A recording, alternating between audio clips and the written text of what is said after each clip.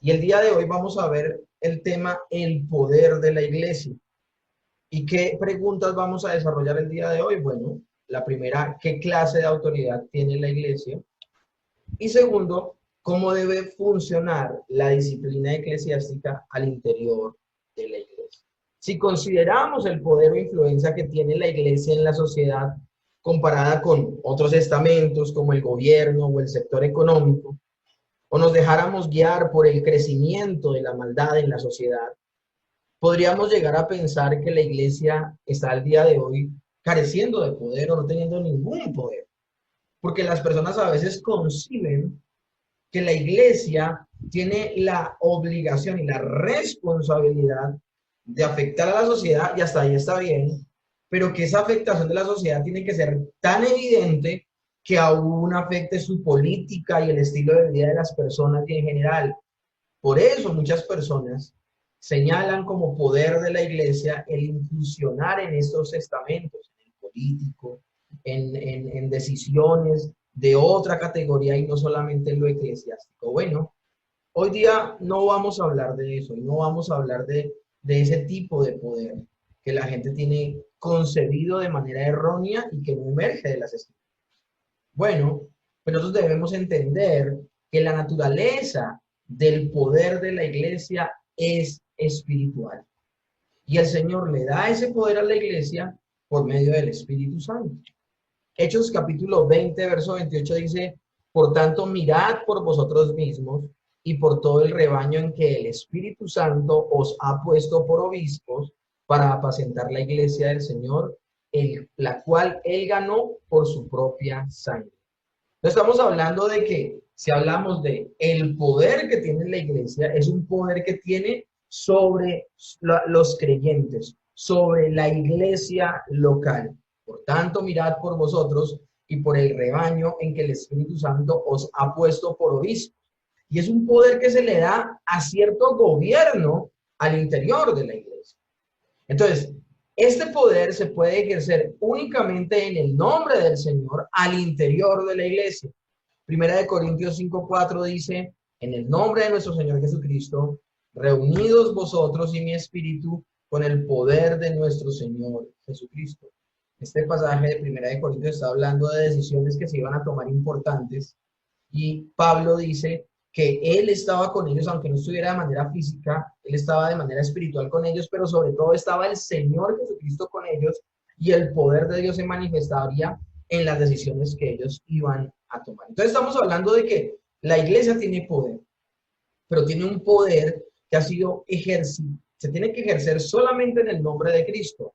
Se da por medio espiritual a través del Espíritu Santo y es para ejecutarlo al interior de la iglesia. Pertenece este poder exclusivamente a los creyentes. Primera de Corintios 5:12 dice, porque ¿qué razón tendría yo para juzgar a los que están fuera? ¿No juzgáis vosotros a los que están dentro?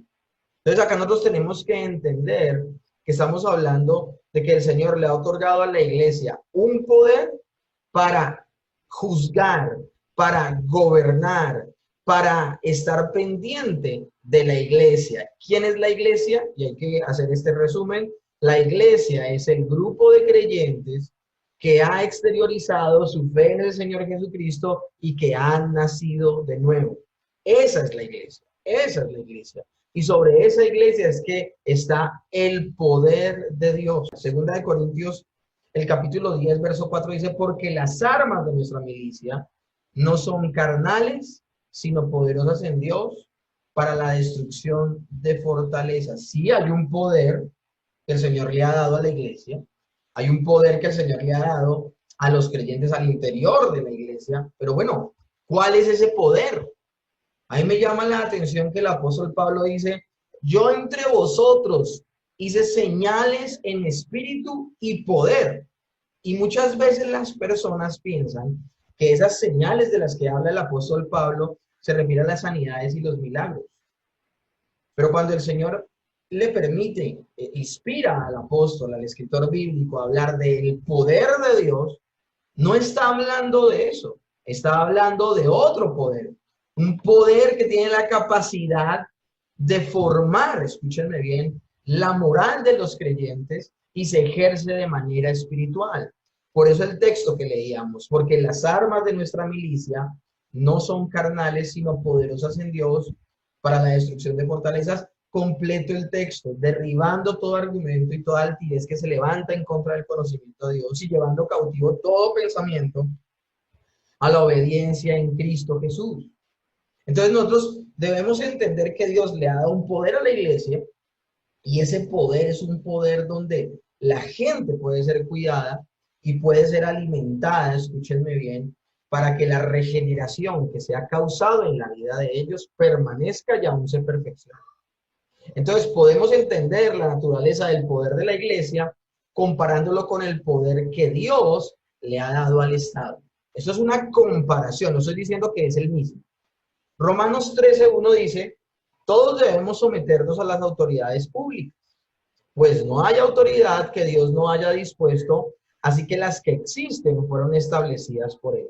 Estamos haciendo un paralelo entre el poder que Dios le ha dado al Estado y ha dicho que el Señor no solamente es el que pone y quita redes, sino que también ha dispuesto que existan estos grupos de personas al interior de la iglesia local para que establezcan un orden divino, así como el presidente, la policía, el ejército, bueno, etcétera. Todos estos entes traen orden a una sociedad. También el gobierno eclesiástico al interior de una iglesia local ejerce el poder de Dios para traer orden al interior de la iglesia. El Estado representa el gobierno de Dios sobre la situación externa y temporal del hombre. Eso es lo que dice Romanos 13:1. Esa autoridad, esas personas que dirigen el gobierno han sido puestas por Dios, y su objetivo es velar por la situación externa y temporal del hombre. Ahora, el Estado aspira a asegurar a sus sujetos la posesión y el goce de sus derechos externos civiles, pero con frecuencia el Estado se ve obligado a ejercer cierto poder coercitivo en contra de la violencia humana. ¿Por qué le estoy explicando todo esto acerca del gobierno normal, el gobierno civil, el gobierno político? Para que nos hagamos una idea y podamos entender el gobierno al interior de la iglesia. El gobierno al interior de la iglesia, al igual que el gobierno estatal, lo establece Dios. Y ese gobierno vela para que los creyentes al interior de una iglesia gocen de sus derechos como creyentes, pero también tengan muy clara su responsabilidad como creyentes. Pero también ese gobierno al interior de la iglesia, como el gobierno civil o el que le estamos poniendo como ejemplo el día de hoy, a veces también tiene y se ve obligado a ejercer cierta autoridad y coerción en contra del pecado. Así como el gobierno y las autoridades sujetan a veces violentamente al ladrón, al asesino, al violador, al que rompe la ley y lo castiga y tiene que ponerle una sanción, una pena, llevarlo a la cárcel, etcétera, porque está yendo en contra del bien común por su bien particular, está rompiendo un poco de derechos y está incurriendo en delitos. De la misma manera, la iglesia ejerce el poder desde su gobierno bien establecido, legalmente establecido, como dice la Escritura, sobre los creyentes, y si estos rompen las reglas al interior de la iglesia local o de la iglesia universal, se verán sancionados y se verán disciplinados. Espero que esta comparación haya sido pedagógica para que entendamos el tema del día de hoy. La iglesia entonces representa el gobierno de Dios en la condición interna y espiritual del hombre. ¿Y cuál es el propósito de ese gobierno al interior de la iglesia? Tiene el propósito de salvar al hombre impartiéndoles el conocimiento de la verdad y librarlo de la esclavitud del pecado mediante el cultivo en ellos de la gracia espiritual y conduciéndolos a una vida de obediencia a los preceptos divinos. Ahora, este propósito, ¿cómo se logra? Capacitando a los miembros al interior de la iglesia. Puesto que el poder de la iglesia es, en forma exclusiva, espiritual, no necesita de la fuerza. Y este punto yo quiero dejarlo claro. Nunca al interior de la iglesia, y tengo que dejarlo claro porque la mayoría de nosotros venimos de lugares que han establecido las leyes escriturales y supuestamente el gobierno de la iglesia lo imponen de manera obligatoria. El poder de la iglesia es en forma exclusiva espiritual y no necesita de la fuerza. Ok, uno no le impone a una persona que sea santa.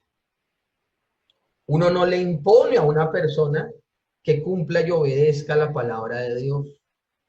Uno no le impone a una persona que viva una vida acorde a las escrituras. Y mucho menos uno puede obligar a una persona o manipular a una persona para que viva de manera santa. Entonces esto es bien importante, porque a eso va a apuntar el poder que Dios le ha dado al gobierno de la iglesia para ejercer sobre la iglesia local. Apunta a que la iglesia sea santa, que sea pura, que la honra de Cristo, el nombre de Cristo sea honrado, ¿ok? Pues lo interesante del asunto es que uno no puede obligar a una persona a que agrade a Dios. Uno no lo puede hacer. Y eso es importantísimo que lo tengamos en cuenta. Solo el poder de Dios en una vida regenerada va a llevar a que esa persona voluntariamente deje el pecado, deje la maldad y viva una vida para la gloria de Dios. Que viva una vida para la gloria de Dios. Esas predicaciones al interior de la iglesia, que lo único que hacen es presionar a la gente para que la gente deje de hacer o haga, eso es manipulación. Una cosa es exponer el texto bíblico, enseñarlo tal cual como está en la escritura y sencillamente dejar a Dios que opere en los corazones y produzca en las personas el querer como el hacer, a que yo con amenazas haga que la gente viva una vida santa. Eso no tiene presentación y eso no es la voluntad de Dios. Luis Berkhoff dice de la siguiente manera, hablando del poder de la iglesia. Cristo intimó en más de una ocasión que la administración de su reino sobre la tierra envuelve un poder espiritual y no necesita del poder civil. La Iglesia de Roma pierde de vista este gran hecho cuando insiste en la posesión de poder temporal y se inclina a traer toda la vida del pueblo bajo su vigilancia. Palabras más, palabras menos, la Iglesia de Roma, si pudiera, pondría micrófonos en cada casa de sus feligreses para meterse en cada aspecto de la vida de las personas y tomar decisiones de ellas. ¿Por qué creen que la Iglesia de Roma está tan metida en los asuntos políticos de la nación? Por esa razón, porque supuestamente la Iglesia tiene que velar por cada aspecto. Esas personas que sueñan, por ejemplo, en ser políticos, para poner leyes que obliguen a las personas a cumplir la voluntad de Dios, eso no tiene presentación y eso no es bíblico. Eso fue lo que quiso hacer Constantino. Un día la gente se acostó en Constantinopla, siendo griegos que creían en la mitología y bueno, todo esto, y al otro día se levantaron siendo cristianos porque él estipuló que todo el mundo iba a ser de ahí en adelante cristiano y creyente y obligar a seguir esa religión. Miren, así no funcionan las cosas. Así no funcionan las cosas. Dios es el que produce en las personas el querer como el hacer por su buena voluntad. Si una persona no es regenerada por la acción del Espíritu Santo, la persona ni quiere ni puede sujetarse a Dios, dice Romanos. Ni quiere ni puede. Entonces, tenemos que dejar claro qué es lo que hace el Señor y qué es lo que no va a hacer el Señor a través de la iglesia. Pero para que nos quede claro, hablemos de la definición el día de hoy de poder. El poder de la iglesia es la autoridad que Dios ha dado para, primero que todo, ser defensor de la verdad. Segundo, proclamar el evangelio. Y tercero, ejercer disciplina eclesiástica. ¿Qué es el poder de la iglesia? El poder de la iglesia es la autoridad que Dios le ha dado a la iglesia para ser defensora de la verdad, para proclamar el evangelio y para ejercer disciplina eclesiástica. Ya con esta definición se nos sale de la cabeza tantas cosas que pensábamos acerca de el poder de la iglesia. No, el poder de la iglesia ha sido dado solamente en estos tres aspectos, Entonces vayamos al primero. El primero de ellos es defensor de la verdad. La Biblia dice en 1 Timoteo, capítulo 3, verso 15, que la iglesia del Dios viviente es columna y baluarte de la verdad. Volvamos a algo que dice Luis Berkhoff en la teología sistemática que él escribe. La iglesia tiene la obligación de no permitir que la verdad perezca, que el volumen inspirado, es decir, las escrituras, desde Génesis hasta Apocalipsis, que la verdad no perezca en la tierra, que el volumen inspirado en el que está incorporada la verdad se conserve puro y sin mutilaciones, para que pueda transmitirse fielmente de una generación a otra. Ese es el primer poder que Dios le ha dado a la iglesia, el perpetuar de manera fiel la palabra de Dios. Y es aquí donde muchas iglesias se vuelven débiles en el poder que Dios le ha dado, porque ni siquiera leen completa la Biblia, ni siquiera la conocen o la leen de manera subjetiva, y por esa razón no pueden velar por la pureza y la defensa de la verdad. Segunda de Corintios 10, del verso 3 al 5 dice, pues aunque andamos en la carne, no militamos según la carne. Y este texto ya lo habíamos leído, porque las armas de nuestra milicia no son carnales, sino poderosas en Dios para la destrucción de fortalezas, derribando argumento y todas altivez que se levanten contra el conocimiento a Dios y llevando cautivo todo pensamiento a la obediencia en Cristo Jesús. Cuando Pablo escribe esto, le está recordando a los corintios que nuestra lucha no es contra personas, sino contra la influencia pecaminosa del mundo que quiere destruir la verdad. John MacArthur habla de que la verdadera guerra espiritual no es esa que nos enseñaban de andar reprendiendo y manoteando y golpeando el piso fuerte con nuestros pies, sino que la verdadera guerra espiritual es una guerra de ideas, es una guerra en la cual debe permanecer el argumento. Acá dice, derribando argumentos y toda altivez que se levanta en contra del conocimiento de Dios. ¿Cómo se derriba un argumento? Con un argumento más fuerte. Y nosotros tenemos el argumento más fuerte, que es la palabra de Dios. A través de la palabra de Dios nosotros derribamos toda altivez que se levanta en contra del conocimiento de Dios. ¿Qué es lo que permite que, por ejemplo, una persona que piensa que nació con esa atracción hacia el sexo opuesto y que le parece de lo más normal y que Dios lo creó así, quién va a derribar ese argumento de la mente de esa persona? En los años 20 y 30 y 40 quisieron sanar a los homosexuales a través de electrochoques, una cosa terrible. Quisieron obligar a las personas a dejar su naturaleza pecaminosa.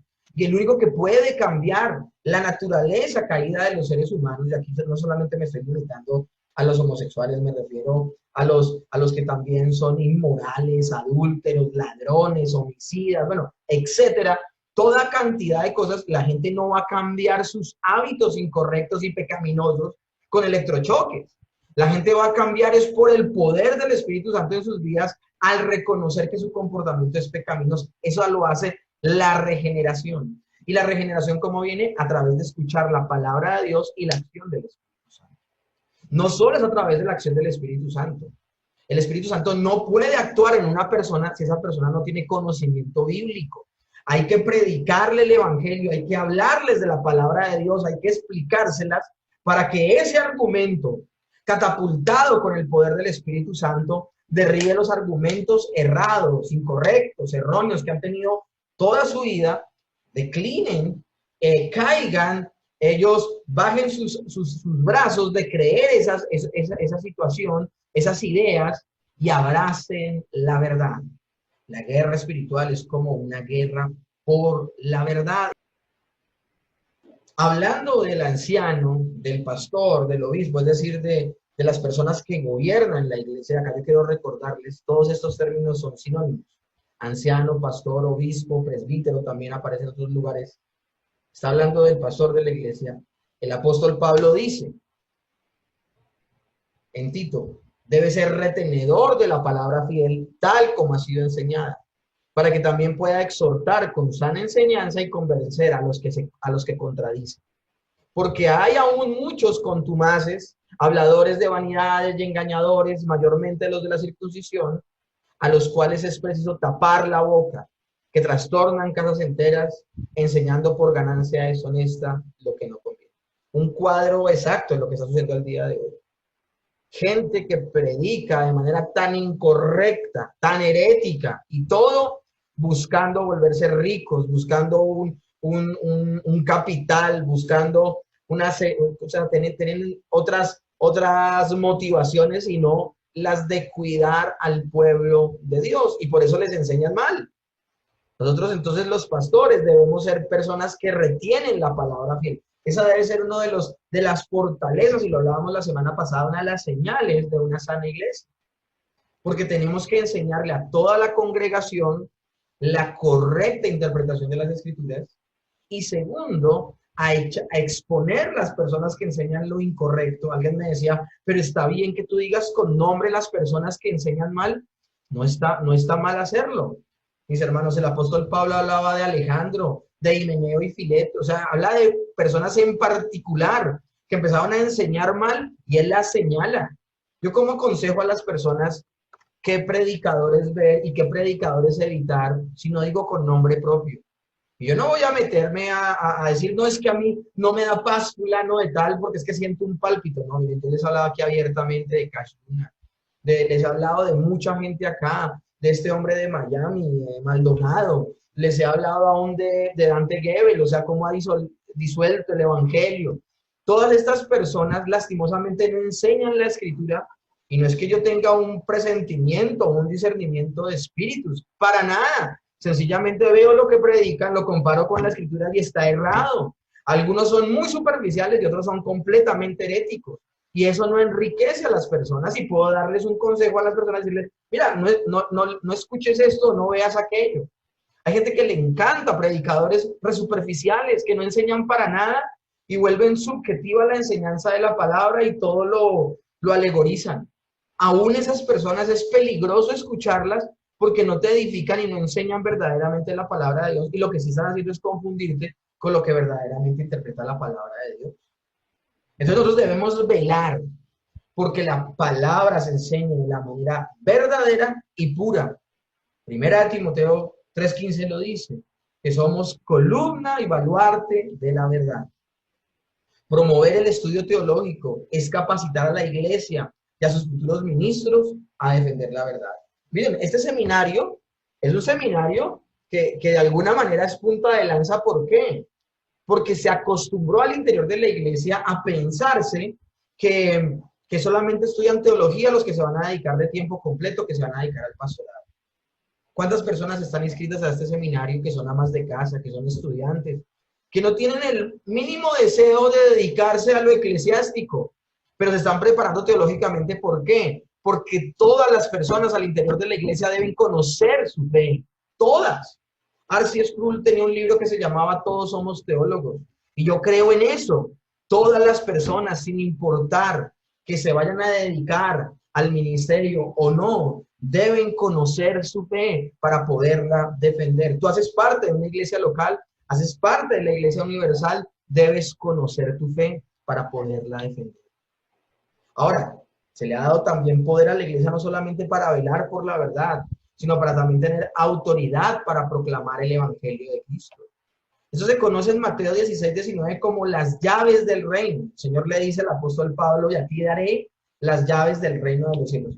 Muchas cosas se han hablado acerca de las llaves del reino de los cielos y muchas interpretaciones erradas se han dado a eso. ¿Cuál es el significado de estas llaves del reino de los cielos? Bueno, el Nuevo Testamento, en el Nuevo Testamento, una llave siempre implica autoridad para abrir una puerta y para dar entrada a un lugar o a un ámbito. Miremos algunos ejemplos. Lucas 11:52 dice, hay de vosotros, intérpretes de la ley, porque habéis quitado la llave de la ciencia. Vosotros mismos no entráis, y a los que entraban se los impedisteis. Quiero hablar un poco de este texto. Este texto está diciendo, ¿a quién se está dirigiendo el Señor Jesús? A los intérpretes de la ley, a los que supuestamente debían enseñarle correctamente la ley y la palabra de Dios, la palabra escrita de Moisés, los 5 primeros libros de la Biblia, enseñársela al pueblo. Pero dice, porque habéis quitado la llave de la ciencia, vosotros mismos no entráis, y a los que entraban se los impedisteis. el pueblo empezó a ver la manifestación del Señor Jesús. Empiezan a ver que el Señor Jesús cumple muchas cosas que dice la Escritura. El Espíritu Santo les empieza a mostrar que cosas de la Escritura se están cumpliendo en la persona de Cristo. Ellos empiezan a preguntar, ¿no será este el Cristo? Y llegan los intérpretes de la ley juntamente con los fariseos y los saduceos, y llega todo este grupo de personas y empiezan a decir que Jesús es un farsante.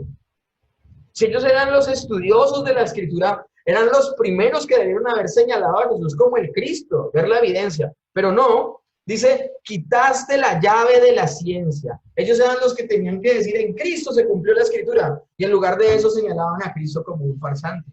No apoyaban la verdad. El Señor Jesús dice, yo soy el camino, la verdad y la vida. Nadie va al Padre sino por mí. Entonces miren lo que es una llave.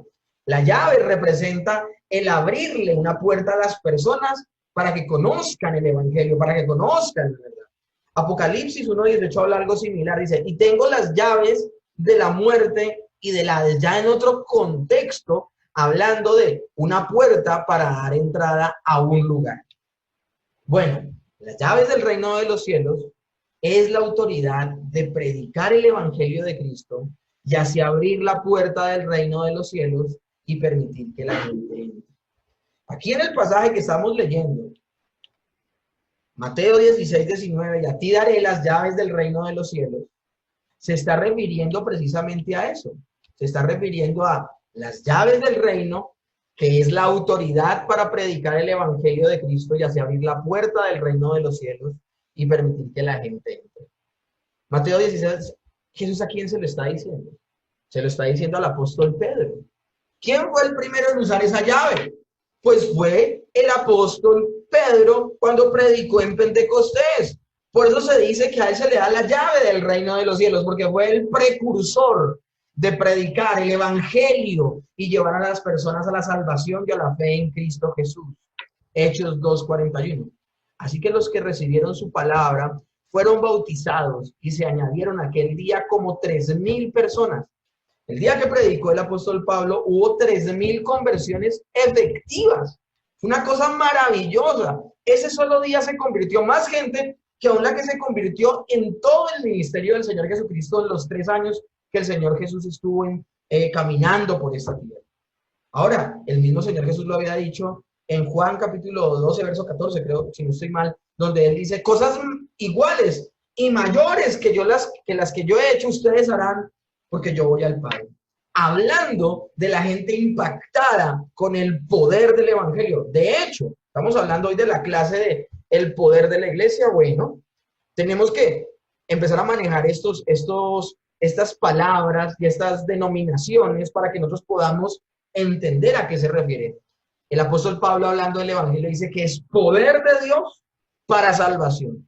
Una muestra de que el poder que Dios le ha dado a la iglesia es el poder de predicar el Evangelio. No solamente de guardar la verdad, sino ahora en segunda instancia de predicar el Evangelio para que la gente acceda a la salvación. Acuérdense, una llave abre una puerta para que la gente pueda entrar. Los doctores de la ley, los fariseos y toda esta gente religiosa, el liderazgo de la época, supuestamente tenían la llave para conducir a las personas a la salvación, pero nunca los llevaron a la salvación a pesar de que ellos conocían la Escritura. Por no tener la influencia del Espíritu Santo, ellos interpretaron mal la Escritura o sencillamente no la vieron cumplida en el Señor Jesús. Y si la vieron cumplida, se negaron a aceptar que eran la persona del Señor Jesucristo, completamente pecaminosa su actitud. Nosotros como iglesia verdadera, tenemos la llave de predicar el Evangelio para que la gente pueda acceder a la salvación. ¿Hay alguna otra forma de conocer y entender el Evangelio que predicándolo y enseñándolo? Preguntémonos eso. No, no lo hay. A los apóstoles se les dio esta autoridad en sentido primario, pues ellos escribieron el Nuevo Testamento. A los apóstoles se les dio el poder, no solo de predicar el Evangelio, sino de escribir de él a todos los autores bíblicos. Pero no solo Pedro, escúchenme bien, y los apóstoles se les ha dado esta llave. No solamente a Pedro y a los apóstoles se les dio esta llave. Todos los creyentes tienen esta llave. En un sentido secundario, porque todos pueden proclamar el Evangelio, pueden llevar a otras personas el Evangelio. De hecho, la gran comisión es una gran comisión para cada uno. de los discípulos del Señor Jesucristo. Y por ello, abrir, por la predicación que vamos a darle a las personas, podemos abrir el reino de los cielos y que la gente pueda entrar. El apóstol Pablo dice, ¿cómo creerán en aquel de quien no han oído? ¿Y cómo oirán si no son enviados? Nosotros como iglesia tenemos que predicar el evangelio. Pero también hay otra autoridad, además de esta, que Jesús implica con la frase, las llaves del reino de los cielos. Hay otra cosa que hay que hablar importantísima. Mateo 16:19 dice, y a ti daré las llaves del reino de los cielos, y todo lo que atares en la tierra será atado en los cielos, y todo lo que desatares en la tierra será desatado en los cielos. Jesús complementa la frase de las llaves del reino de los cielos con términos como atar y desatar. Y aquí tenemos que hacernos una pregunta. ¿Cuál es el significado de atar y desatar? Ustedes saben que han dicho un poco de barbaridades con esto y mucha gente supuestamente atando demonios o atando a Satanás, cosas que nunca se han visto en la escritura, pero la gente en su ignorancia ha llegado a esas conclusiones. Hay gente que cita Mateo capítulo 18 para hablar de guerra espiritual, cuando Mateo 18 todo el tiempo está hablando de disciplina eclesiástica. Estos términos precisamente tienen que ver con eso. Mateo 18:18 dice, de cierto os digo, que todo lo que atéis en la tierra será atado en el cielo, y todo lo que desatéis en la tierra será desatado en el cielo. Una persona lee esto fuera de su contexto y se imagina guerra espiritual. Se imagina demonios, se imagina ángeles, se imagina al supercreyente con la superunción, atando y desatando, haciendo y deshaciendo. Cuando la escritura en el mismo libro de Judas nos dice que las personas que ignoran las escrituras también ignoran el poder de los seres celestiales y de los seres espirituales aún caídos, y siendo arrogantes y orgullosos pretenden hablar cosas sin sentido. Judas da una pequeña radiografía del estado de ignorancia y de testarudez de las personas a hablar de temas como estos, porque sacan de contexto un texto que está hablando de la autoridad, del poder de la iglesia para ejercer disciplina eclesiástica en temas como una guerra espiritual que ellos mismos se han inventado. ¿De qué viene hablando el contexto del pasaje de Mateo? De la autoridad de ejercer disciplina al interior de la iglesia. Las personas que de pronto quieran saber un poco más profundamente de ese tema, pueden ver la predicación de Mateo capítulo 18, precisamente que hablamos de la disciplina eclesiástica. Hicimos 2 predicaciones de disciplina eclesiástica. Una introducción para hablar de cómo la gente ya no quiere disciplinar al interior de la iglesia por esta época tan consentida en la que vivimos, donde todo el mundo tiene la razón, ya nadie se le puede decir no. Y la segunda parte es ya donde entramos a estudiar verso por verso el pasaje. Hoy vamos a hacerlo, pero no de manera tan profunda, porque la clase tiene más temas. Pero si ustedes quieren verlo de manera más profunda, pueden ver la predicación, está también en la plataforma, en el canal de YouTube. ¿De qué está hablando el texto?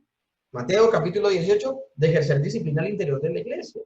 Por consiguiente, las llaves del reino de los cielos que Jesús le prometió a Pedro incluyó tanto como la capacidad de admitir personas al reino de los cielos por medio de la predicación del evangelio. Le predico a las personas el evangelio, y aquellos que, iluminados por Dios y habiendo sido regenerados, crean esa verdad y abracen a Cristo, sean salvos. Pero también al Señor se le ha dado el Señor le ha dado a la iglesia la autoridad para ejercer disciplina eclesiástica a los que en efecto entran en la iglesia. Miren, el Señor no piensa que toda la gente que llega a la iglesia llegó ya a la iglesia y por haber sido regenerados nunca van a pecar. No, los creyentes que hemos nacido de nuevo aún en algún momento podemos pecar, porque sigue habiendo un remanente de pecado en nuestro interior. Y el Señor lo que hace es dejar unas directrices claras para saber cómo tratar con ese tema de pecado al interior de la iglesia. Porque 1, la iglesia no va a tolerar el pecado al interior de la iglesia. Pero 2, va a tener tanto amor que restaurará a las personas que hayan caído en ese pecado. Entonces hay que tener en cuenta eso. Esas son las dos caras de la moneda de la disciplina. La disciplina busca que el pecado no permanezca en la iglesia. Pero segundo, que la persona que ha caído sea restaurada. Porque la iglesia no va a permitir el pecado dentro de ella por el honor de Cristo. Pero va a restaurar a las personas que han caído si lo permiten y si en verdad han nacido de nuevo porque también se ama a los creyentes, se ama a los hijos de Dios. Tercero, vamos a hablar entonces de la autoridad para ejercer disciplina. Lo primero que hablamos fue que la iglesia vela por la verdad, vela por predicar la verdad. Segundo, se le ha dado a la iglesia el poder para predicar el evangelio y abrir la puerta para que la gente pueda entrar al reino de los cielos. Y ahora, tercero, a la iglesia se le ha dado poder para ejercer disciplina al interior de ella. La disciplina eclesiástica no es completamente ilimitada y eso es bueno tenerlo en cuenta. ¿Cómo así que la disciplina no es completamente ilimitada? No, eso no quiere decir que los pastores al interior de una iglesia pueden andar disciplinando a las personas a diestra y a siniestra porque algo no le gustó, porque algo no le dio paz. Por ejemplo, yo soy una congregación donde disciplinaban porque uno iba a cine. A uno lo disciplinaban porque uno no votaba por la persona que la iglesia decía. Me acuerdo que yo trabajaba en un ministerio de niños y me quitaron del ministerio de niños porque yo no iba a votar por la persona que la iglesia había determinado que había que votar si yo estaba en rebeldía. Ese tipo de cosas son completamente antibíblicas y antiescriturales. La pregunta entonces es, bueno, entonces, ¿qué disciplina y qué no disciplina? Bueno, ¿qué está sujeto a la clase de disciplina eclesiástica implicada por la autoridad de las llaves? La palabra, todo lo que se encuentra en Mateo 16 y Mateo 18, enseñan que la disciplina de la iglesia está vinculada a situaciones, relaciones y personas que hacen parte de la iglesia, pero que lo menciona la Escritura. Que lo menciona la Escritura. La autoridad de la iglesia está sujeta a la palabra de Dios. La autoridad para aplicar la disciplina en la iglesia es una autoridad que se debe desempeñar de acuerdo a las normas de la Escritura. Si la Escritura no dice que es pecado, yo no lo disciplino. La iglesia no tiene entonces autoridad para legislar lo que es moralmente bueno o malo, porque la autoridad para definir el bien y el mal le pertenece solo a Dios. La iglesia solo puede declarar y enseñar lo que Dios ya ha ordenado en su palabra. Entonces esto es importante que lo tengamos en cuenta. Yo no puedo legislar en asuntos que la Biblia no toca, pero hay mucho que la Biblia sí nos dice puntualmente que está bien o que está mal. Y que si una persona llamándose creyente empieza a hacer lo malo y la Escritura puntualmente lo señala como malo, a esa persona se le puede llamar la atención, como lo vamos a ver más adelante. Y si se resiste a abandonar esa práctica, aún puede estar demostrando no ser creyente. Romanos 1:32 dice, saben bien que, según el justo decreto de Dios, quienes practican tales cosas merecen la muerte. La Biblia nos dice claramente que es pecado. La Biblia nos dice claramente qué clase de prácticas no deben ejercer los creyentes y los hijos de Dios. Nosotros como autoridad de la iglesia, y estoy hablando de los pastores, los ancianos, los obispos, los presbíteros, no podemos legislar. ¿Eso qué quiere decir? Yo no me tengo que inventar leyes a través de las cuales yo empiezo a disciplinar al interior de la iglesia a los miembros. Yo no puedo hacer eso. Yo no puedo hacer eso. Entonces, que en la iglesia nadie puede usar, las mujeres no pueden usar pantalón, porque es que la mujer que use pantalón la sentamos y la disciplinamos. Eso es legislar. Que las personas al interior de la iglesia no pueden ver televisión. Hombre, yo sé que la televisión es un tema candente porque qué cosa buena hay en la televisión, nada. Pero por más mala que sea la televisión, yo no puedo prohibir a que la gente lo haga. Oro al Señor. Le pido a Dios con todo mi corazón que la gente sepa discernir entre lo bueno y lo malo y que tengan esa clase de velar por su santificación, que aún mortifiquen el pecado, y si hay programas que no tienen que ver, no los vean.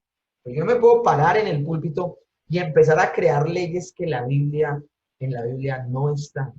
Tengo que tener eso claro. Ya hay suficiente con la escritura que tenemos. De hecho, lo vimos en Doctrina de las Escrituras. La Biblia es suficiente. O sea, todo lo que está entre Génesis y Apocalipsis es suficiente para guardar en santidad a los creyentes y completamente pura la iglesia, como para que yo, como pastor, empiece a inventarme otras leyes y disciplinar a la gente. Eso no lo podemos hacer. No lo podemos hacer. Gente que la sientan en disciplina porque no pidió permiso para ennoviarse con una persona al interior de la iglesia. Hombre, una, los noviazgos al interior de la iglesia, ¿cómo se deberían manejar? Hombre, las personas deben tomar su decisión de manera personal.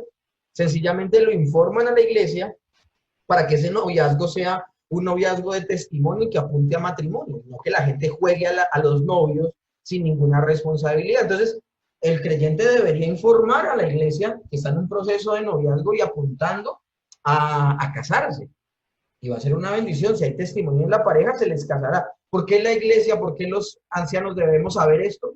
Lo debemos saber porque el anciano tiene la responsabilidad de casar una pareja que supuestamente es creyente y esa pareja debe haber mostrado testimonio. Entonces ellos deben tener una relación pública para que la gente se dé cuenta que está en santidad esa relación.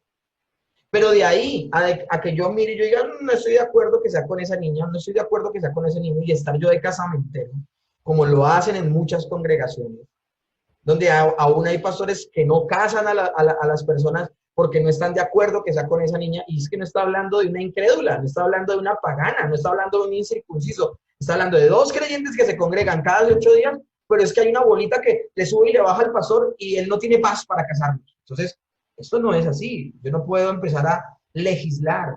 La palabra de Dios dice que la única condición que el Señor nos pide que tengamos en cuenta a la hora de casar a una persona es que no se case con un incrédulo, sino que se case con un creyente.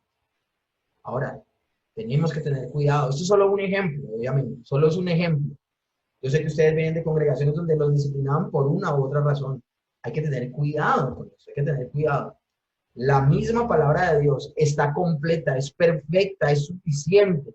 Y allá hay suficiente directriz de parte de Dios para poder mantener a la iglesia pura y sana.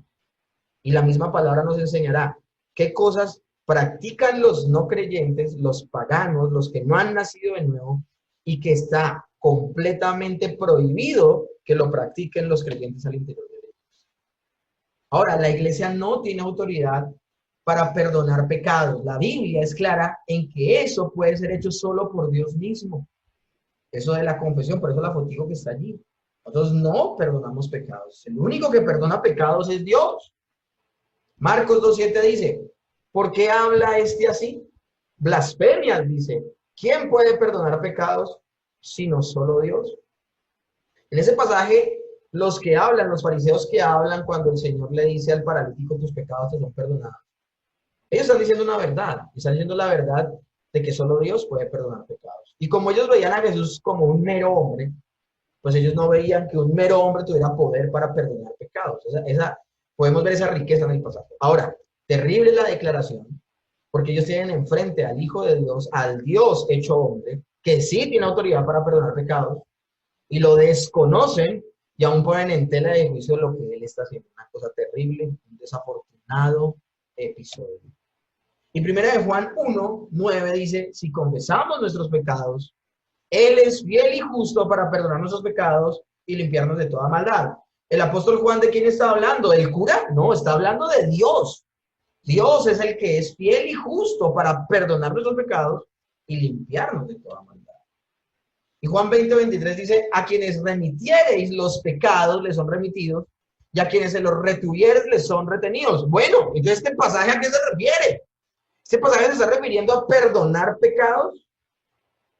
En este pasaje, el perdón de pecados por parte de los discípulos se entiende mejor como libertad de la disciplina eclesiástica y la restauración de relaciones personales. Es decir, a quien le remitieres los pecados le son remitidos, de a quienes se los retuvieses le son retenidos. No está hablando de a quien le perdones o no le perdones pecados. Está hablando de la libertad que tiene el gobierno eclesiástico de una iglesia local para ejercer la disciplina eclesiástica.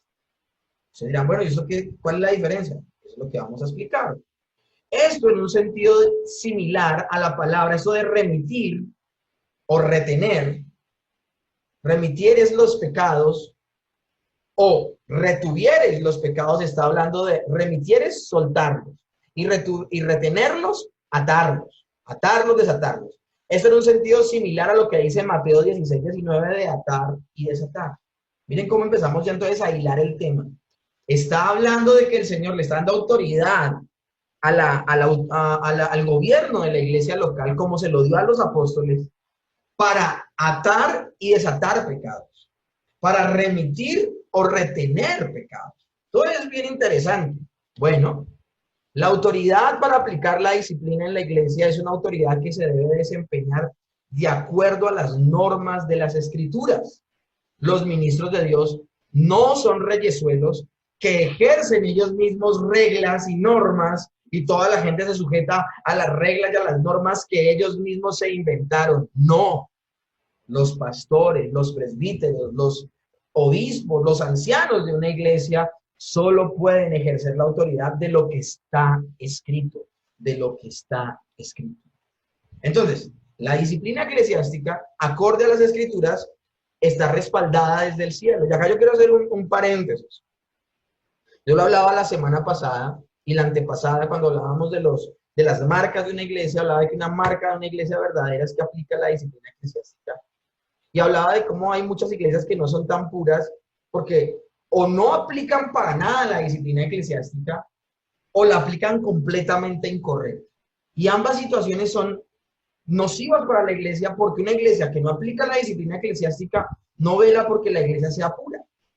Y una iglesia que ejerce mal la disciplina y disciplina cualquier aspecto aunque se inventa, tampoco va a traer credibilidad en sus miembros porque verán al gobierno de esa iglesia como injusto. Entonces, ninguno de esos aspectos son escriturales, son nocivos para la iglesia y no se puede hablar de que una iglesia sea pura si practica uno de estos. Para nada la disciplina eclesiástica o mal ejecutada y exageradamente donde aún se crean reglas para disciplinar. La disciplina eclesiástica, entonces, acorde a las escrituras, está respaldada desde el cielo. Mateo 16:19 dice, y a ti daré las llaves del reino de los cielos, y todo lo que atares en la tierra será atado en los cielos, y todo lo que desatares en la tierra será desatado en los cielos. Voy a explicarles ese texto a través de una concordancia en Mateo 18:18. De cierto os digo que todo lo que atéis en la tierra será atado en el cielo, y todo lo que desatéis en la tierra será desatado en el cielo. Cuando la iglesia aplica la disciplina, puede tener la confianza. Ahora, aplica la disciplina como lo dice la escritura. La iglesia puede tener la confianza de que Dios ya ha empezado el proceso espiritualmente hablando. La disciplina eclesiástica muestra en la tierra lo que Dios ya ha realizado en el cielo. ¿Cómo así? ¿Sí?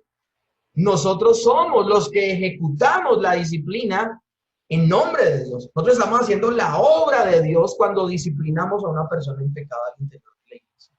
Y digo nosotros, no solamente involucrando al gobierno de la iglesia, sino a cada uno de los miembros al interior de la misma. Nos vamos a dar cuenta ahorita en el estudio de Mateo 18 que todas las personas pueden estar pendientes de que la iglesia sea pura y santa para Dios. Entonces la disciplina de la iglesia muestra al creyente lo que Dios ya ha empezado a realizar espiritualmente y por ello que los creyentes deben someterse a esta disciplina y no huir de ella, porque Dios mismo también los ha puesto bajo disciplina por ese pecado. Por eso es tan importante que una persona cuando esté en disciplina se someta a la iglesia, se someta a la iglesia, se someta a ese tiempo y no trate de escapar de la disciplina. Y no se trate de escapar. Alguien dirá, bueno, pero ¿por qué se habla en pasado? Como que muestra que Dios ya ha empezado a realizar espiritualmente y respalda las decisiones. Bueno, lo que pasa es que el Señor ya dejó consignado en la escritura lo que a él le agrada y lo que a él le desagrada. Y si una persona rompe la ley de Dios y aún así quiere permanecer al interior de la iglesia, se le tiene que llamar la atención porque ambas situaciones no pueden coexistir. Una persona no puede vivir en pecado al interior de la iglesia. O deja el pecado para seguir en la iglesia, o deja la iglesia para continuar en su pecado. Una persona que ha sido confrontada con su pecado, con su maldad, y se sujeta a la disciplina eclesiástica, sencillamente lo está permitiendo porque él quiere ser verdaderamente un hijo de Dios y vivir una vida santa. Y va aún a atreverse a dejar su pecado para permanecer en la congregación. Pero si una persona no se atreve a dejar su pecado, pues está dejando claro que no quiere permanecer en la congregación. Y allí será una prueba definitiva para saber si esa persona es un verdadero creyente o un falso creyente. Entonces veamos los aspectos de la disciplina eclesiástica. ¿Cuál es el propósito de la disciplina eclesiástica? Bueno, hay varios propósitos. El primero y el más importante, el honor de Cristo. Romanos 2, 23 al 24 dice, tú de que te jactas de la ley con infracción, tú que te jactas de la ley con infracción de la ley deshonras a Dios, porque está escrito, el nombre de Dios es blasfemado entre los gentiles por causa de vosotros. Romanos capítulo 2 es un capítulo donde el apóstol Pablo se esfuerza en mostrarle a todos los judíos que son igualmente de pecadores al resto de los extranjeros y gentiles. El judío por excelencia se sentía mejor que los gentiles y los extranjeros porque tenían la ley. Ellos supuestamente se esforzaban en cumplir la ley y por medio de sus obras agradaban a Dios. Bueno, el apóstol Pablo les muestra que ellos han llegado al punto aún de manipular la ley. Se jactan de conocer la ley, pero la infringen. Y el pecado de estas personas era más grave, porque los gentiles pecaban por ignorancia. Ellos no tenían una ley, no tenían una ley que les dijera puntualmente qué hacer y qué no hacer. Ellos sí la tenían, y a pesar de tenerla, pecaban deliberadamente. Y el Señor les dice, a través del apóstol Pablo, ese hecho de que ustedes, diciendo ser liderazgo religioso del Dios de los cielos, de Jehová, y a pesar de eso vivir una vida de pecado, ha hecho que el nombre de Dios sea blasfemado entre los gentiles por causa de su liviandad, por causa de permitir el pecado al interior de la iglesia. Por esa razón la disciplina eclesiástica. No se puede permitir el pecado al interior de la iglesia, porque el pecado al interior de la iglesia deshonra a Cristo.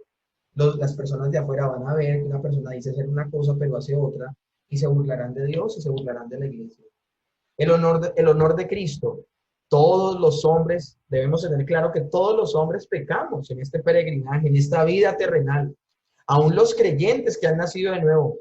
Pero una cosa es caer eventualmente en un pecado y otra cosa es practicar sistemáticamente el pecado. Cuando un creyente, entre comillas, tiene una práctica continua de pecado, y esto es evidente que se vuelve claro al interior de la iglesia y muchos otros lo empiezan a notar, esto deshonra a Cristo. Los no creyentes verán esta situación y dirán, esa es la clase de cristiano que es esta persona. Eso es para ir a la iglesia, un poco de hipócritas. Así, muchas veces las personas hablan de esa manera porque evidencian el pecado en algunos miembros de la iglesia. Y no es un pecado espontáneo, un pecado casual, sino una práctica consecutiva de pecado. Esto es similar a lo que ocurría con los judíos en medio del pueblo pagano. Aparentaban, hablaban, decían ser, pero no eran realmente creyentes. Romanos 2:23. Tú que te jactas de la ley, con infracción de la ley deshonras a Dios, porque como está escrito, el nombre de Dios es blasfemado entre los gentiles por causa de vosotros. Pablo entonces está asombrado que la iglesia, por ejemplo, de Corinto, no haya hecho nada en contra de la práctica de un pecado de uno de sus miembros y toda la gente lo conocía, era dominio público que esta persona estaba en pecado y nadie hacía nada. Primera de Corintios 5, 1 al 2. Es ya de dominio público que hay entre ustedes un caso de inmoralidad sexual que ni siquiera entre los paganos se tolera, a saber que uno de ustedes tiene por mujer a la esposa de su padre. Y de esto se sienten orgullosos. ¿No debieran más bien haberse lamentado de lo sucedido y expulsar al que entre ustedes hacía tal cosa? Esto es increíble, mis hermanos. O sea, una persona que estaba haciendo algo terrible, todo el mundo lo sabía y nadie hacía nada. Y el apóstol Pablo responsabiliza no solo a los ancianos de esa iglesia, responsabiliza a toda la iglesia. Es más, Pablo se horroriza al enterarse que los cristianos están llevando sus conflictos, porque es que no solamente veamos la parte de que las personas no ejerzan disciplina en las iglesias, es gravísimo, como es el caso de 1 Corintios 5, sino por otro lado, que los mismos creyentes, perdiendo la fe en su iglesia local, no le comentan al pastor o no le comentan al gobierno de la iglesia que fulano de tal vez lo transgredió en esto, en aquello o en lo otro, sino que van a las instancias legales sin tener en cuenta la iglesia. Miren lo que pasaba. Pablo se horroriza al enterarse que los cristianos están llevando sus conflictos ante los jueces humanos. Entonces, el pagano dirimiendo justicia entre los hijos de Dios. 1 Corintios 6:6. En vez de esto, un hermano demanda a otro, y esto ante los incrédulos.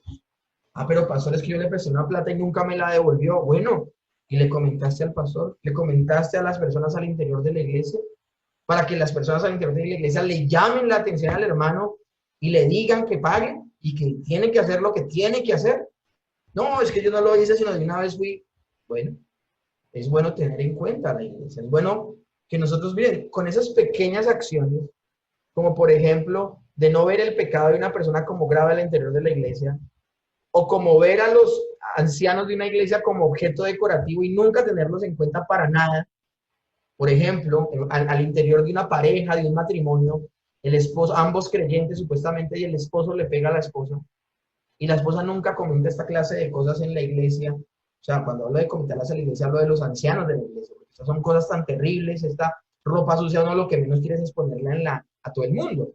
Pero hombre, dígale a los ancianos de la iglesia, para que le llamen la atención a su marido, porque no se está comportando como un creyente. Y si siguen ese comportamiento, se va a hacer cada vez más pública su situación y sus malas acciones pecaminosas, al punto que si no las abandona, tendrá que abandonar la iglesia. Pero no, hay personas que no creen en el gobierno al interior de la iglesia y mantienen al gobierno de la iglesia al margen de esos asuntos pecaminosos, evitando que el gobierno pueda ejercer disciplina sobre las personas que están haciendo este tipo de cosas, llamar la atención y traer orden al interior de la iglesia. Entonces, por un lado, las personas que se ríen del pecado de otros, ay, este man, ¿cómo se le ocurre hacer esto?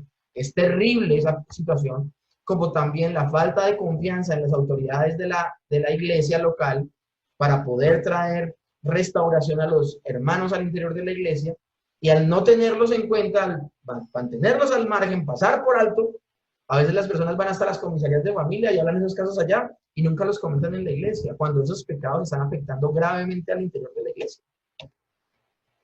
Esto es entonces un asunto muy serio, puesto que el Señor Jesús es celoso de su propio honor. Si la iglesia no ejerce la disciplina apropiada, Él lo hará por sí mismo. Y esto de que el Señor ejerza la disciplina es algo delicado. Hay personas que dicen, no, yo he decidido que en mi iglesia no vamos a ejercer disciplina eclesiástica. Bueno, primero que todo, esa persona se estaría comportando antiescrituralmente, porque es que esto no es si yo quiero o no quiero. El Señor lo dijo como una orden en Mateo 18. Y en todas las partes donde se habla de la disciplina eclesiástica es una orden a la iglesia. Y segundo, si la persona no lo quiere hacer, el mismo Señor disciplinará al interior de la iglesia a las personas. Primera de Corintios 11:30, por eso dice, cuando se habla de la cena del Señor, porque no se ha disciplinado a la gente, porque no se les ha llamado la atención. Es por esa razón que hay entre ustedes muchos débiles y enfermos, e incluso varios han muerto. En la versión de Reina Valera dice, y muchos duermen. Esto es serio, es muy serio, porque la iglesia es el cuerpo de Cristo y el Señor se lo toma muy en serio. Pero entonces hay gente como, yo les decía, eso lo prediqué en la iglesia y me tocó dar una clase introductoria para hablarles de la pertinencia de disciplinar y luego otra predica para hablar puntualmente de lo que decía el pasaje. ¿Por qué? Porque la gente no está acostumbrada a que la disciplina en esta época. Una época de tanto consentimiento, de tanta espera, de tanto compás de, ay, hay que ser pacientes, hay que consentirlos, es que la autoestima y la disciplina, el llamarle la atención a las personas se ha delegado a un segundo plano. Y se levanta un poco de gente tan débil de carácter y tan incapaz de poder enfrentar un llamado de atención, que se vuelven definitivamente incapaces de manejar el concepto disciplina eclesiástica al interior de la iglesia. Pues por esa razón, en esta parte de la clase del día de hoy, voy a justificar por qué la disciplina eclesiástica. La primera parte, por el honor de Cristo. Lo segundo, como punto B, la misma pureza de la iglesia. Otro propósito de la disciplina eclesiástica es que el pecado no se extienda a otros. Hebreos 12:15 dice, mirad bien, no sea que alguno deje de alcanzar la gracia de Dios, que brotando alguna raíz de amargura os estorbe y por ella muchos sean contaminados. Si el pecado no se reprende, este sin duda afectará a otros miembros. No hay cosa más contagiosa al interior de la iglesia que el pecado. Pablo reprende a los corintios por su pasividad en torno a la disciplina, con este caso de 1 Corintios 5. Y él les dice, ¿aún se sienten orgullosos? ¿No deberían más bien haberse lamentado por lo sucedido y expulsar de entre ustedes al que tal cosa hizo? Se acostó con la mujer de su padre. ¿No es buena vuestra jactancia?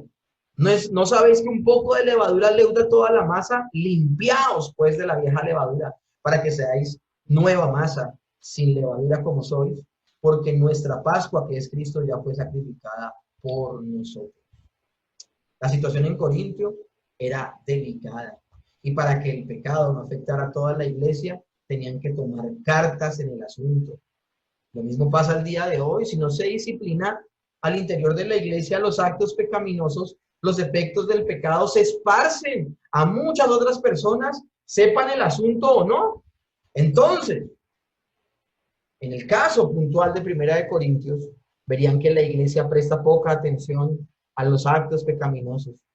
Esto haría que algunos piensen que tal vez el pecado no era tan malo como se pensaba, y otros tal vez sentirían ánimo de hacer lo mismo que hizo este pecador. Entonces, si no se aplicaba la disciplina contra la ofensa específica que había señalado Pablo, sería mucho más difícil que la iglesia aplicara disciplina en un tipo similar de pecado que sucediera en el futuro. Por esa razón, vuelvo y repito, al interior de la iglesia no se debe permitir el pecado. Ahora, si se da y se le llama la atención al creyente, habrá tanto amor al interior de la iglesia que se restaure al creyente e inmediatamente muestra arrepentimiento, se le levantará la disciplina. Pero de lo contrario, escúchenme bien, el Señor obrará a través del gobierno de la iglesia. Tercer propósito, restauración y reconciliación del creyente. Por último, la disciplina eclesiástica es necesaria porque hace reaccionar al verdadero creyente. El pecado estorba la relación con Dios y con los creyentes y por ello se debe tratar con ese pecado de manera puntual e inmediata. ¿Qué es la restauración? La restauración es volver a la conducta apropiada, a la conducta santa, la que está diciendo el Señor en su palabra. ¿Y reconciliación de qué habla? Pues reconciliación del hermano con Dios y del hermano con la congregación, porque el hermano que peca, eso es lo que dice Mateo capítulo 18, el hermano que peque contra ti, pero es que él le pegó fue a la mujer, ¿cómo así que pega contra mí? No, es que cuando una persona cae en pecado afecta a toda la iglesia, pero también su relación, no solo con la iglesia, sino con Dios se ve afectada. Cuando la persona se arrepiente de su pecado, se reconcilia no solamente con los hermanos a los que afectó por haber pecado al interior de la iglesia, sino también se reconcilia con Dios, porque el pecado rompe la relación con Dios. La disciplina entonces nos muestra el amor de Dios. Y así como los padres disciplinan a sus hijos, la iglesia ama a sus miembros y por eso las disciplina. La disciplina es una muestra de amor de la iglesia, pero también del mismo Dios. Proverbios 13:24 dice, el que detiene el castigo a su hijo aborrece, mas el que lo ama desde temprano lo corrige. Mis hermanos, no estamos exentos de que el Señor, de que al interior de la iglesia creyentes puedan pecar. Pero la idea es que al llamárseles la atención, tomen la mejor actitud y no haya que llegar hasta la última instancia de la disciplina para que esta persona caiga en cuenta. A veces las personas solamente con el primer llamado de atención caen en cuenta, a veces con el segundo. A veces hay personas que definitivamente son testarudas y no quieren dejar por nada su pecado y finalmente eso les costará su estancia en la iglesia y serán echados fuera. Alguien estará escuchando esto y dice, bueno, ¿y el pastor a qué se refiere? Me refiero precisamente al proceso que nos habla Mateo capítulo 18, que ya estoy a punto de decir. Hebreos 12:6 dice, porque el Señor al que ama disciplina y azota a todo el que recibe por hijo. La iglesia debe actuar acorde a este principio para traer de regreso al hermano o a la hermana que se ha descarriado. Y mis hermanos, yo hago acá una aclaración. A veces para descarriarse de los caminos de Dios no hay ni siquiera que dar un paso fuera de la iglesia. No se imaginen a las personas que se van de la iglesia. No estoy hablando de gente que permanece en la iglesia, pero estando en la iglesia su corazón está lejos de Dios.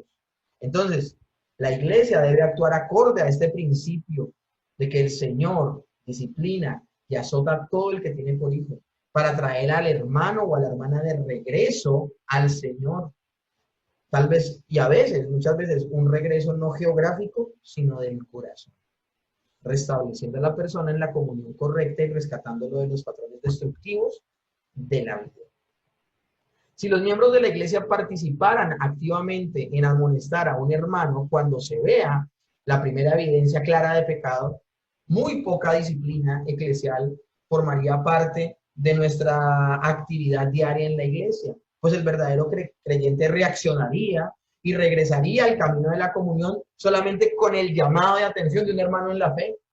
Pero es que a veces al interior de la iglesia las personas piensan que la disciplina es trabajo solamente del pastor. Solo es trabajo de los ancianos, solo es trabajo de los presbíteros, de los obispos, nada más. No, en la disciplina eclesiástica todos participamos. El poderle llamar la atención a un hermano en amor y decirle, mira, tu comportamiento es pecaminoso, vuélvete de él. Y ahorita vuelvo y les digo, leyendo Mateo 18 nos vamos a dar cuenta. Santiago 5:20 dice, sepa que el que haga volver al pecador del error de su camino, salvará de la muerte un alma y cubrirá multitud de pecados. Algunas personas piensan de que, ay, si yo hago volver del pecado a mi hermano, mis mismos pecados serán cubiertos. Ese texto no habla de eso. Cuando habla, salvará de la muerte un alma y cubrirá multitud de pecados, está hablando de dos situaciones que le pasan a la persona a la que se le llama la atención. Al hermano al que yo le llamo la atención, esa persona está librando de la muerte de su vida. Porque acuérdense que aún a veces el Señor con la misma muerte puede castigar un pecado al interior de la iglesia. Y segundo, sus pecados serán cubiertos porque esta persona se volverá en restauración a Dios. Gálatas 6:1 también dice, hermanos, si alguno fuere sorprendido en alguna falta, vosotros que sois espirituales, restaurarle con el espíritu de mansedumbre. Aquí está hablando del corazón que debe haber una persona.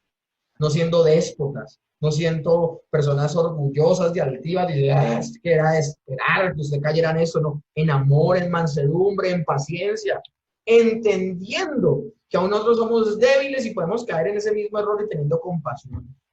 Por eso es que Mateo 18:15 dice, si te oyere tu hermano, has ganado a tu hermano.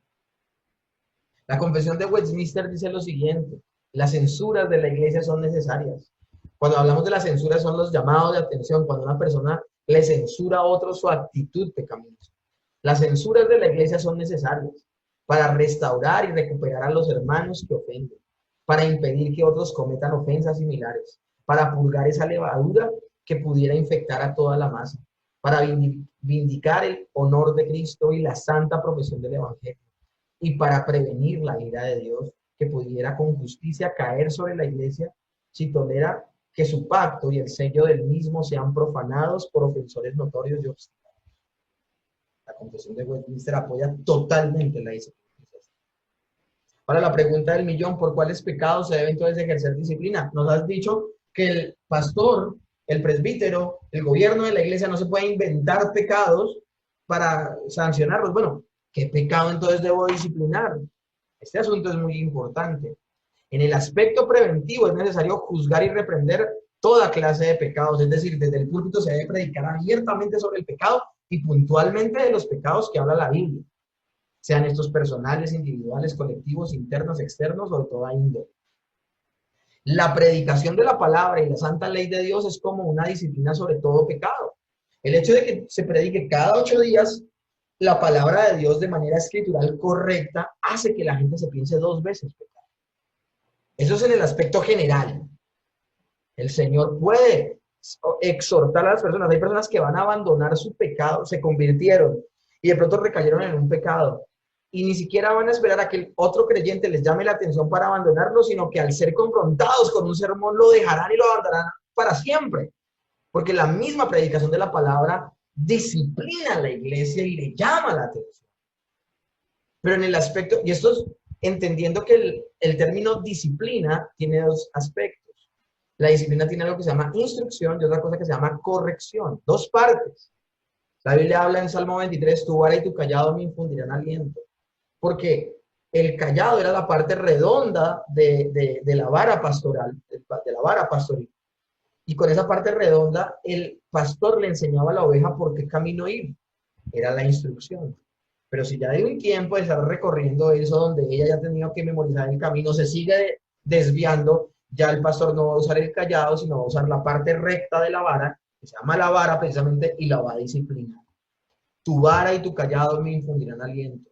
Cuando uno predica la palabra de Dios del púlpito, sancionando lo que es incorrecto y pecaminoso, y exaltando la santificación, esa es la parte de la instrucción. Pero en el aspecto correctivo, es decir, la disciplina pública, debe tenerse algunas consideraciones en cuenta. Jesús presenta los conflictos personales que no logran solucionarse entre los individuos, implicados así y trascienden a la comunidad.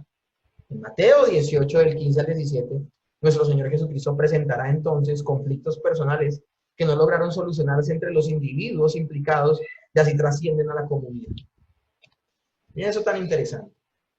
También los pecados cuyo carácter moral afectan la imagen pública de los miembros de la iglesia, por ejemplo, adulterio, fornicación, aborto, borracheras, violencia, codicia, calumnia, robos, deben ser disciplinados. Quiero ir un momentico a la parte de atrás. Conflictos personales entre los hermanos que no son solucionados. Yo les pondré ahorita el ejemplo de una deuda. Un hermano le debe una plata a otro hermano. Hombre, hay que llevar hasta las últimas consecuencias al interior de la iglesia esa situación. Ya la última instancia es que alguien diga, no, yo voy a demandar a esta persona porque definitivamente teniendo cómo pagarme no me paga. Bueno, pues, eso ya será la última instancia, pero se habrá hecho todo lo posible al interior de la iglesia. Ahora se le mostrará al que adeuda y que impíamente no quiere pagar y mejor dicho tenía una actitud incorrecta con ese préstamo. Hombre, hay que llamar la atención, hay que mostrarle lo pecaminosa de su actitud, pero interviene la iglesia en esos conflictos personales al interior de la iglesia. Pero a veces no se trata ni siquiera de conflictos personales, sino de pecados morales graves. Adulterio, fornicación, aborto, borracheras, violencia, codicia, calumnia, robo. Todo ese tipo de cosas, dice la palabra, de cierto se oye entre vosotros tal fornicación. En 2 de Tesalonicenses 3:6 dice, pero os ordenamos, hermanos, que en el nombre de nuestro Señor Jesucristo, que os apartéis del todo a tal hermano que ande desordenadamente y que no siga la enseñanza que recibiste de nosotros. Y 1 Corintios 5:11 dice, más bien os escribo que no os juntéis con ninguno que llamándose hermano, fuere fornicario, avaro, idólatra o maledicente, o borracho o ladrón, con el tal ni aún comáis.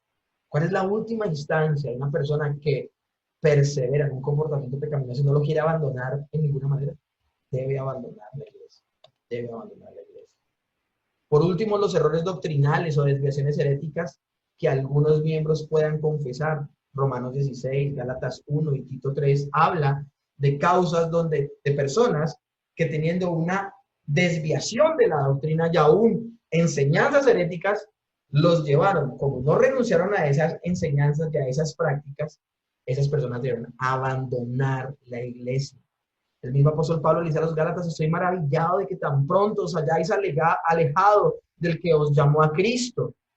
Y les dice, mas si uno de nosotros o un ángel del cielo os anuncia otro evangelio diferente al que os hemos anunciado, sea anatema.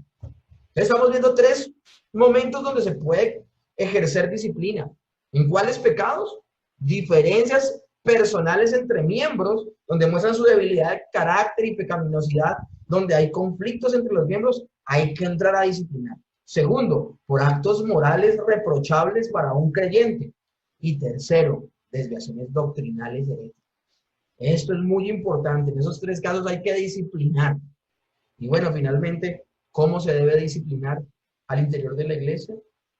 Tomemos como guía Mateo entonces 18, del 15 al 17. Se debe mantener el conocimiento del pecado dentro del grupo más pequeño posible. Dice la palabra, por tanto, si tu hermano peca contra ti, ve y repréndele estando tú y él solos. Si te oyere, has ganado a tu hermano. La primera instancia de la disciplina eclesiástica es personal. Pastor, pero esta persona yo veo que tiene una situación moral seria y yo le llamo la atención y se arrepiente y lo deja y es notorio que lo deja. Hasta ahí quedó la cosa. O sea, yo no voy y le cuento al pastor, no voy y le cuento. Mis hermanos, acá dice la escritura que si tú le llamas la atención a tu hermano y le hablas en amor y le dices, así no se comporta un creyente, así no se comporta un cristiano, debes abandonar esa situación y la persona la abandona, ahí muere la cosa. Ahí muere porque el llamado de atención que tú le diste surtió efecto, el Señor lo usó y la persona abandonó el pecado. Ahora, que no le debo comentar a alguien más. No, ¿para qué? Si el Señor ya actúa en la persona. Ahora, dice el texto, verso 16, mas si no te oyere, toma aún contigo a 1 o 2, para que en boca de 2 o 3 testigos conste toda palabra. Miren, acá es interesante algo. De pronto hay otras personas que han notado la misma actitud pecaminosa en este hermano y este hermano no quiere caer en cuenta. Es bueno que esas personas que son testigos oculares de la situación pecaminosa que él tiene, también le llamen la atención. Testigos. Pero también dice la palabra que es un buen momento porque de pronto hay personas, no hay ningún testigo más de la situación pecaminosa de esta persona, sino solamente de una persona. Esa persona debe acudir a los ancianos, al gobierno de la iglesia, a los pastores de la iglesia local, y decirles, mira, fulanito de tal están estas, yo le llamé la atención, él sí lo reconoce, pero se niega a abandonarlo. Para que conste toda palabra, es decir, se está involucrando ahí sí al gobierno de la iglesia porque no hay arrepentimiento. En este paso es apropiado involucrar a los ancianos de la iglesia siempre en pos de que la situación quede en el grupo más reducido. No se va a hacer público, no se le va a contar a nadie, está buscándose la restauración del hermano. Ahora, si la persona continúa sin arrepentirse, la escritura ordena algo todavía más categórico. Mateo 18, 17. Si no los oyere a ellos, o sea, ya no oyó al que le llamó la atención de manera personal, ni tampoco al gobierno de la iglesia, a los ancianos, dilo a la iglesia. Y aquí es muy importante tener algo en cuenta. Esto de dilo a la iglesia es un punto muy separado de la parte B del texto. Y si no oyere a la iglesia, tenle por gentil y publicar. ¿Y por qué hago esta aclaración? Porque hay personas, hay lugares donde, no sé, pues de pronto en la ignorancia de la escritura, actuando de una manera infantil, se puede llegar al punto donde se unen los dos pasos. Se anuncia el pecado a la iglesia de la persona e inmediatamente se expulsa de la iglesia.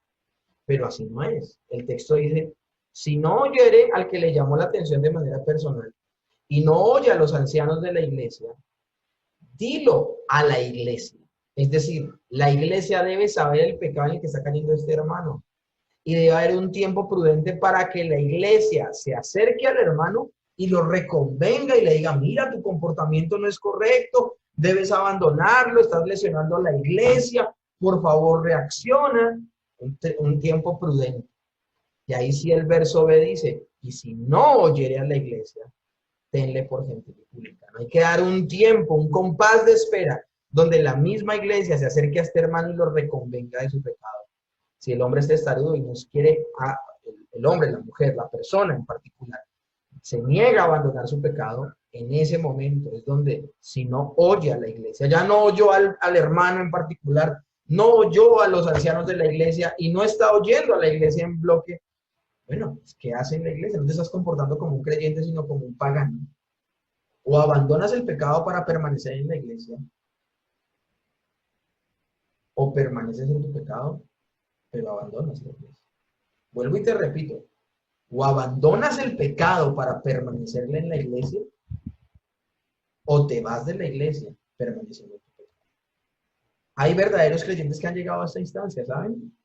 Y llegando a esta instancia, estando fuera de la iglesia, empiezan a sentir lo golpeado que están en cuanto a que no tienen ya comunión con Dios, ya no hacen parte del cuerpo de Cristo, y al verse en esa situación, vuelven en sí como el hijo pródigo y vuelven a la iglesia abandonando definitivamente su pecado.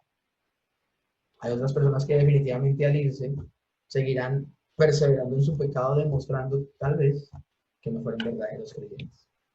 Aquí el cuerpo de ancianos de la iglesia debe reunirse en pos de excluir de la comunión a dicha persona.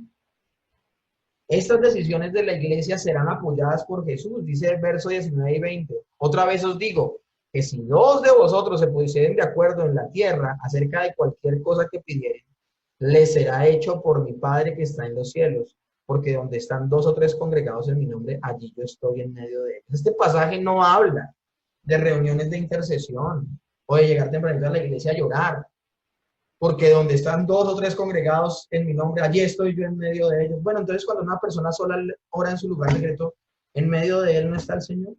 No, este pasaje no está hablando de que el Señor está cuando dos oran. No, este pasaje está hablando de que cuando dos o tres se reúnen a tomar decisiones para sacar de la iglesia a una persona que no está mostrando testimonio y no está mostrando que se comporta como un creyente, Dios está en medio de ellos apoyando esa decisión. Eso es lo que significa ese texto. Jesús promete estar presente en las reuniones de la iglesia en general, pero específicamente aquí con respecto a la iglesia reunida para disciplinar a un miembro ofensor que ha pecado gravemente. Pablo, de modo similar, le dice a los corintios que disciplinen al miembro que ha errado con la mujer de su padre. En el nombre de nuestro Señor Jesucristo, reunidos vosotros y mi espíritu con el poder de nuestro Señor Jesucristo. Lo mismo que dice Mateo 18. Pablo también expresa que avala la decisión que ellos tomen. Esta no es una actividad que se debe tomar uno a la ligera, sino que se debe desempeñar en la presencia de Dios. Él mismo es quien da el componente espiritual de las decisiones que se toman en el temor de Dios. Nosotros no debemos temer como ancianos o gobierno de una iglesia el negarle la entrada a una persona que se niega a abandonar su pecado. El Señor está apoyando la decisión que tomamos. Miren todas las instancias que se han hecho. Ahora, a veces uno ve que hay personas que caen en cuenta en la primera o en la segunda instancia. Hay personas que abandonan su pecado solo por el hecho de la vergüenza de sentirse expuestos a la comunidad. Para otras personas que endurecidos por su pecado no les va a importar nada y va a tenerlos que llevar uno hasta la última instancia y el Señor apoyará las decisiones que toman. Si esto se debe hacer alguna vez, toda la iglesia entonces sabrá que a la persona que ha errado ya no se le considera miembro de la iglesia y públicamente se anuncia que no hace parte. Más bien os escribo que no os juntéis con ninguno que llamándose hermano fuere fornicario, avario, idólatra, maldicente, borracho o ladrón, con el tal ni aun comáis.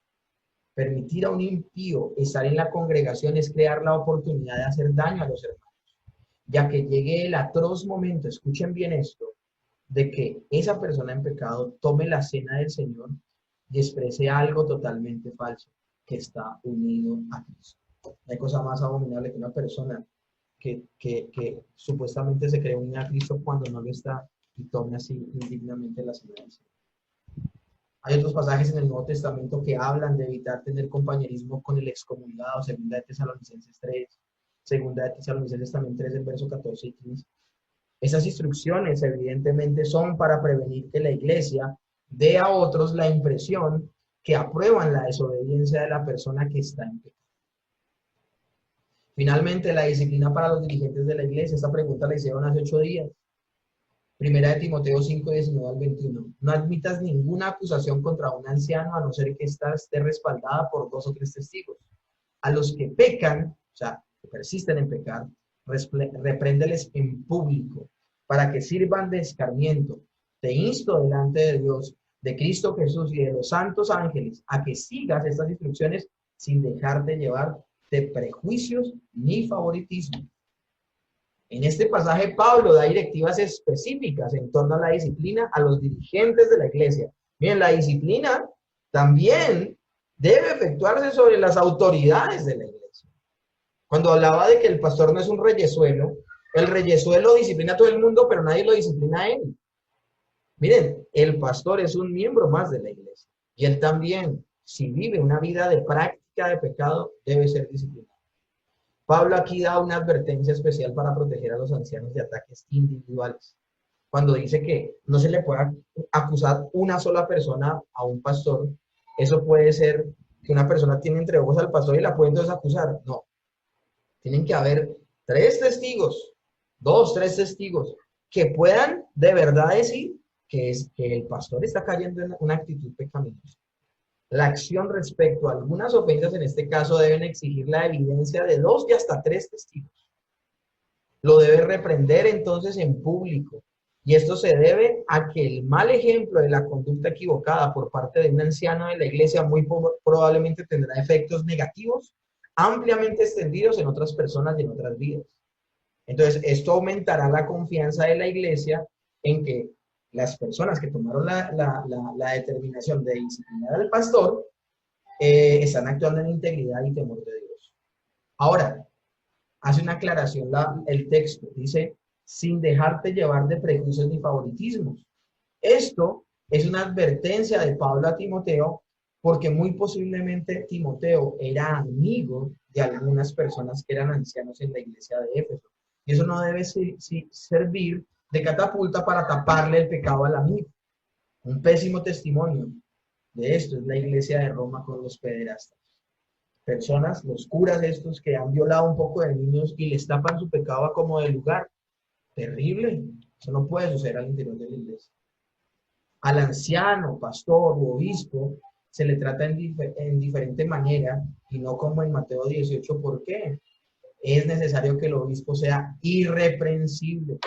Y el término irreprensible significa intachable, como queriendo decir que sus vidas son tales que no se puede presentar legítimamente contra ellos ninguna acusación ni ofensa. Primera de Timoteo 4:12 dice que nadie te menosprecie por ser joven. Al contrario, que los creyentes vean en ti un ejemplo a seguir en la manera de hablar, en la conducta y en el amor y la pureza. Y Santiago 3 dice, hermanos míos, no os hagáis maestros muchos de vosotros, sabiendo que recibiréis mayor condenación. La disciplina sobre un anciano de la iglesia es mucho más fuerte por esto que dice Santiago, porque el Señor al que más le da, más le exige. Otros aspectos de la disciplina eclesiástica, tan pronto como hayan arrepentimiento en cualquier etapa del proceso, los creyentes que han sabido hacer la disciplina deben recibir de nuevo al arrepentido en la comunión de la iglesia. Le llamas la atención de manera privada y se arrepiente, listo, hasta ahí queda. Los 2 o 3 fueron necesarios, pero se arrepiente en ese momento, no se le niega la entrada a la iglesia porque se arrepintió. De hecho, llegó hasta la penúltima instancia, que es que toda la iglesia sepa. Y él al ver la avalancha, o ella, al ver la avalancha de personas que se acercaron a él o a ella, reconviniéndole en que abandona el pecado y lo abandona, esa persona puede permanecer en la iglesia. Y de hecho, una persona que fue expulsada y regresa, habla con el presbiterio, con la autoridad, con los ancianos, con los pastores de la iglesia, demuestra que se ha arrepentido, esa persona no tiene que mantenerse fuera de la iglesia, sino de una vez volver, de una vez volver. El mismo apóstol Pablo, ya no en Primera de Corintios, sino en Segunda de Corintios, vuelve a tocar el tema de esa persona en pecado. Esa persona en pecado que supuestamente se ajustó a la disciplina eclesiástica, se fue retirado de la iglesia y dice lo que pasó. Así que, al contrario, vosotros más bien debéis perdonarle y consolarle. Se arrepintió, para que no sea consumida de demasiada tristeza, por lo cual os ruego que confirméis el amor para con él. Es inadmisible al interior de la disciplina eclesiástica el ser implacable y el mantener una persona años en disciplina cuando ha mostrado hace mucho tiempo arrepentimiento. Si muestra arrepentimiento, inmediatamente debe volver a la congregación. Recordemos que un propósito de la disciplina eclesiástica nunca debe ser castigar por un deseo de venganza, sino siempre restaurar y sanar al corazón de aquel que cae. La reprensión debe hacerse con gentileza, en humildad y con genuino aprecio por la persona que se está disciplinando. ¿Y saben por qué? Porque las personas que están aplicando la disciplina eclesiástica también somos débiles. Debemos tener temor de Dios porque nosotros mismos podemos caer en pecados similares. Por eso Gálatas 6 dice, hermanos, si alguno fuere sorprendido en alguna falta, vosotros que sois espirituales, restaurarles con espíritu de mansedumbre, considerándote a ti mismo, no que tú también seas tentado. La actitud con que se aplica la disciplina en toda etapa es muy importante. Dicha actitud se basa en conocer que estamos también nosotros libres de pecado. Ahora, la disposición del perdón debe ser siempre latente en el proceso de disciplina. Mateo 18, pero el verso 21. Pedro se acercó a Jesús y le preguntó, Señor, ¿cuántas veces tengo que perdonar a mi hermano que pega contra mí? ¿Hasta 7 veces? Podemos ciertamente perdonar a alguien de corazón y con todo procurar la disciplina eclesiástica por el honor de Cristo, por el bien de la iglesia, por el bien de la persona que comete el pecado y porque la palabra de Dios lo ordena. Entonces no podemos decir, sí, ya, lo perdoné, y vuelve y cae, y vuelvo y lo perdono, y vuelve y cae, y vuelvo y lo perdono. Si esta persona no está mostrando una actitud de arrepentimiento, eso no me puede detener a mí. Textos como estos no me pueden detener a mí de disciplinarlo. De hecho, la disciplina es una muestra de amor. Y las veces que sea necesario se tendrá que disciplinar y mantenerlo al margen de la congregación. Como miembros debemos entender el poder del legado de los ministros de la iglesia. Por tanto, mirad por vosotros y por todo el rebaño que el Espíritu Santo os ha puesto por obispos para apacentar la iglesia del Señor, la cual él ganó con su propia sangre. Y primera de Pedro 5:1-2, a los ancianos que están entre ustedes, yo que soy anciano como ellos, testigo de los sufrimientos de Cristo y partícipe con ellos de la gloria que se ha de revelar, les ruego, cuiden como pastores el rebaño que Dios, que está a su cargo, les entregó, no por obligación, ni por ambición de dinero, sino con afán de servir como Dios quiere. Estos pasajes que acabo de leer enseñan la responsabilidad del siervo de Dios, del ministro de Dios, con las personas que se han puesto bajo su cuidado. Dicha responsabilidad no se podría ejercer sin la autoridad que también el Señor les ha delegado. La otra vez publicaba en la página de Facebook de la iglesia que uno cuida las ovejas que se dejan cuidar. Hay ovejas que definitivamente, bueno, hay personas de la congregación que definitivamente muestran que no son ovejas, sino que son cabritas porque no permiten que uno las cuide. Uno debe, miren, mis hermanos, se los hablo como pastor. Uno debe hacerlo con humildad, lo debe hacer con paciencia, lo debe hacer con mansedumbre, porque por cada una de las personas que están en la iglesia, si son verdaderos creyentes, Cristo dio la vida. El costo de ellos es la sangre de Cristo, o sea, ese es el valor de uno.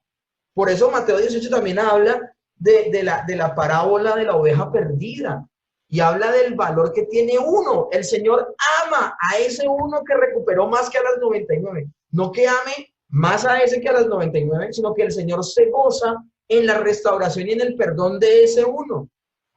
Esa es la cuestión.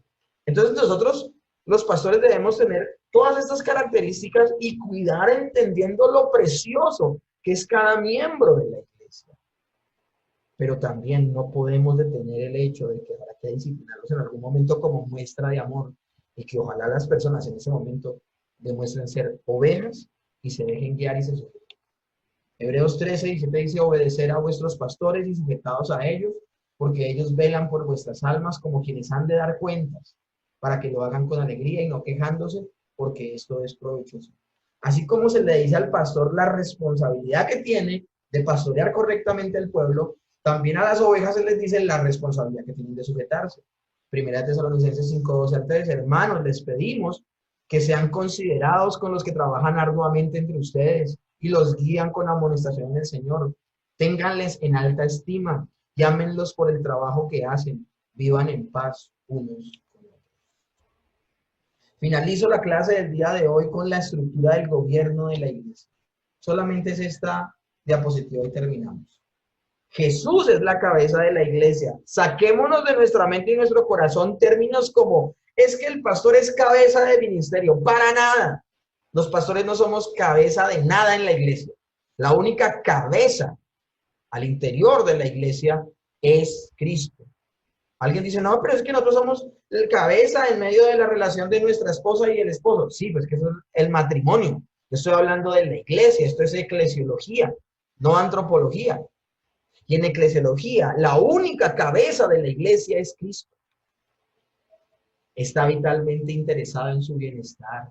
Él es el protector, Él es el que dirige la iglesia. El Espíritu Santo es el vicario de Cristo, no como dice la iglesia de Roma que el vicario de Cristo es el Papa. No, el vicario de Cristo, el sustituto de Cristo, el otro que vino a hacer las veces de Cristo luego del Pentecostés, es el Espíritu Santo. Gobierna a través de la palabra revelada en la Biblia. Los apóstoles, inspirados por el Espíritu Santo, pusieron el fundamento, es decir, la doctrina de los apóstoles es el fundamento. Los pastores, ancianos o presbíteros de la iglesia local sencillamente son responsables de administrar el gobierno de la iglesia, de que todo lo que está escrito se cumpla. Y finalmente siguen los miembros. Miren, en este orden, ¿dónde están los pastores? Hay muchas iglesias donde los pastores están acá arriba, desdibujando completamente la iglesia, mis hermanos. En este momento es importante tener en cuenta que los miembros hacen parte activa de la iglesia, porque es que sin miembros no hay iglesia. Este es entonces la estructura del gobierno de la iglesia.